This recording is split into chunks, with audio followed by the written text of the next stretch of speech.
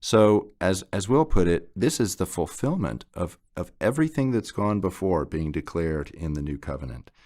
And so at that point we have to ask, well, what exactly is new? What is new? And Jeremiah, the Lord, lists a number of promises. Here's how I would categorize them.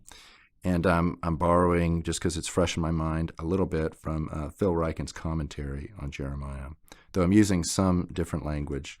Number one, what is promised is a regathering.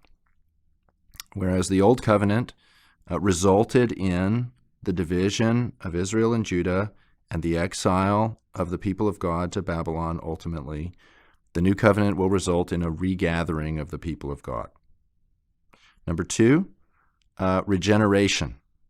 Whereas the Old Covenant law was written on tablets of stone, God promises that he's going to write his law on the hearts of his people.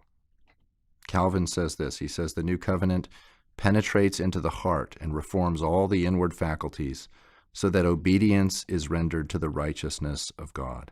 So regathering, regeneration. Third, reconciliation.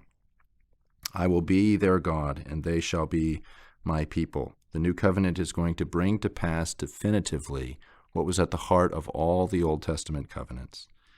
And then finally, and this is ᴜᵃředěᵃ word here, evangelization. Well, not finally, almost finally. Evangelization. The Old Covenant resulted in Israel's refusal to know the Lord. Jeremiah chastises the people for failing to know the Lord, for deceiving. All the people are deceiving their brother. But now in the New Covenant, the people of God will know him. They will know him in covenant communion. And how is this possible? How is all of this to be done to a wicked people who are in exile or heading for exile? The final blessing here in verse 34, for I will forgive their iniquity and I will remember their sin no more. So satisfaction for sin. Whereas the Old Covenant resulted in exposing sin, the New Covenant will address sin once and for all.